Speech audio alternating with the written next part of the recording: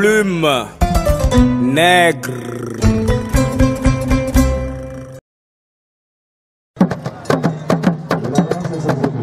Partant de définition des mots purification et bénédiction, à Bamindjinda, comme dans la majorité des peuples d'Afrique, surtout des Bantous et des Grasfield majoritairement chasseurs, agriculteurs et commerçants, ces expressions renvoient à la réussite et à l'abondance. Ce peuple entend par-delà ces définitions des gestes à accomplir depuis la création de l'humanité, car il porte l'essence de l'homme. Fort de ce constat antique et convaincu que la joie et la paix procurent du bonheur et de la réussite, le peuple Bamindjinda, dans l'arrondissement d'Ombouda, département de Bamboutos à l'ouest Cameroun, se réunit chaque 2 ans pour invoquer les esprits du village et leurs ancêtres à travers des rites et des prières. S'étalant sur une période d'1 semaine, le chef supérieur, les notables et certains sacrificateurs se rendent dans tous les lieux sacrés du village pour effectuer des rites de purification, tout en implorant le Tout-Puissant Créateur et Maître de l'univers, protection, bénédiction, réussite, paix, afin de provoquer aussi les ondes positives fondamentaux à dominer tout habitant ou résident. Le chef supérieur clôture cette semaine par des rituels qui commencent par la forêt sacrée avant de se retrouver à l'esplanade de cette chefferie où le village est réuni pour les accueillir. Place aux bénédictines du village, les magnes, c'est-à-dire les mères de jumeaux, qui ouvrent le bal des festivités par des chants et louanges liés à cette cérémonie.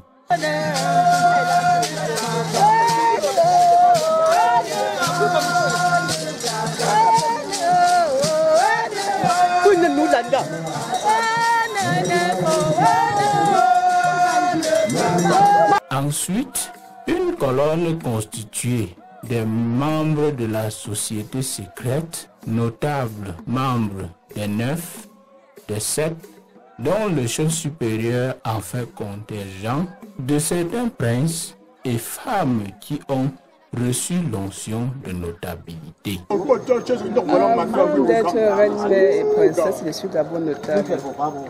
Dans notre réunion, c'est Culeton, suivi de Fumbu et autres. Bien.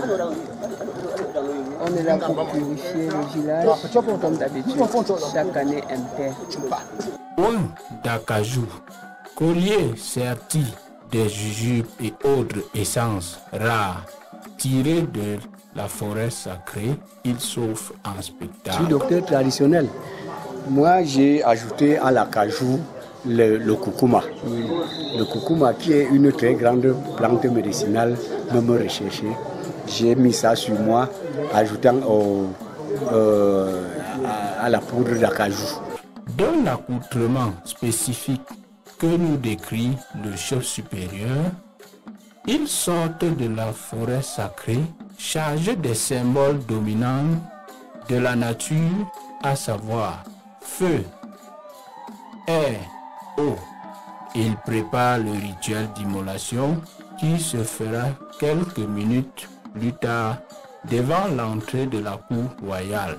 Le pou, le rouge chez nous, est un signe de symbole, de protection, de purification et de paix. Et ce que j'ai au cou, c'est le jujube. Le jujube qui chasse les mauvais esprits et qui apporte à l'homme l'essentiel de ce qu'il voudrait pour mener une vie pure et saine. Pour ceux-ci, il n'y a pas de pardon sans effusion de sang et pas de bénédiction sans pardon et protection. Cette chèvre doit être immolée vous savez, la vie c'est le sang. La vie c'est le sang. Et le sang purifie, le sang pardonne. Le sang c'est le pacte. C'est le pacte que l'on signe avec la nature, avec les ancêtres et Dieu. Le feu, c'est sans le feu qui est représenté par le soleil, il n'y a pas de culture. Après cette phase incantatoire et de conjuration, le chef et ses principaux sacrificateurs peuvent engager la bénédiction du village et des convives venus pour la circonstance. C'est un sentiment de bonheur parce que je suis venu à la source ancestrale, pour prendre, n'est-ce pas, les bénédictions. Vous savez, le Nekou, dans Bamenjinda, est une fête de la purification. C'est une fête d'exorcisation. On exorcise le mal, on exorcise, n'est-ce pas, tous ceux qui peuvent, n'est-ce pas, arriver dans le village avec des mauvaises intentions. On donne à la terre la possibilité, n'est-ce pas, de produire davantage. Donc bref, on purifie le village pour que les semences soient bonnes, pour que les hommes aient des bons comportements, pour que le village soit protégé des mauvaises aventures. Les graines de semences bénies sont alors versées afin de permettre à ceux-ci de les ensemencer dans leurs plantations qui apporteront une abondance. Cette cérémonie rare et pleine de signification se déroule d'une façon biennale et surtout les années impaires. Ça a les mêmes apports.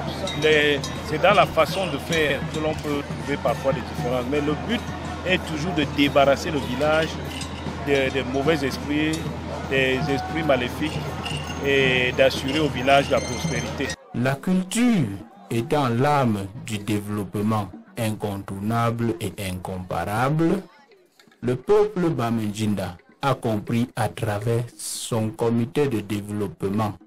L'Afrique gagnerait beaucoup à faire un retour aux sources. Vous savez, le développement, quand on parle de développement, il s'agit de développement culturel, de développement sportif, du développement économique et tout ça. Bon, aujourd'hui, nous étions dans le cadre du développement culturel. Et la cérémonie que nous vivons aujourd'hui, il s'agit de la cérémonie du Nekou qui se passe tous les 2 ans.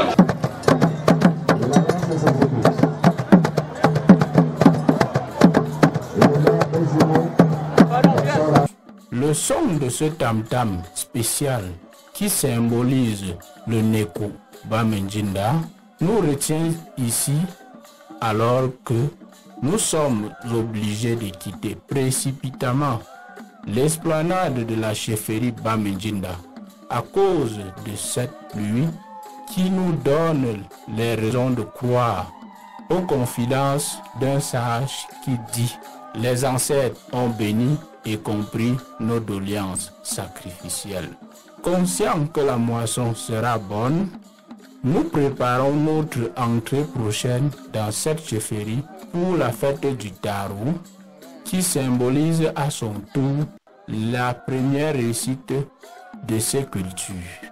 Ce tubercule rempli d'histoire dans ce peuple va donner aussi l'occasion à ceux-ci de démontrer comment on les consomme.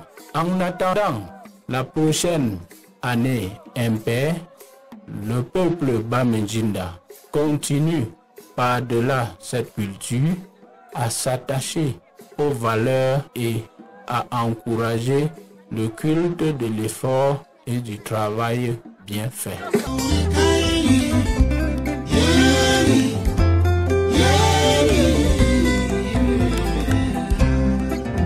Notre histoire ne commence pas par les 4 siècles d'esclavagisme.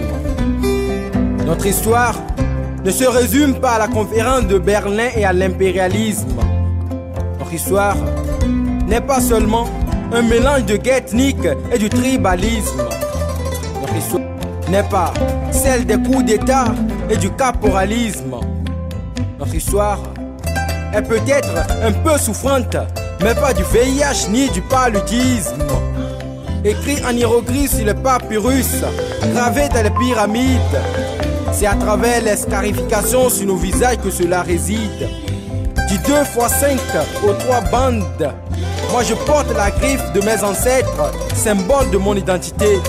Car ceci est une histoire, une légende, une culture, une coutume, une tradition, une religion, la valeur des vaillants, des valides et des vainqueurs. Africains, faux folie, j'écris mon histoire. Ah, c'est quelle histoire encore? Toi, tu parles de papier, papier. Oh oh, l'Afrique n'est pas le papier mais la feuille. De toute façon, ta feuille de route tombe sans doute de ton arbre généalogique. Tes gènes sont des arbres logiques.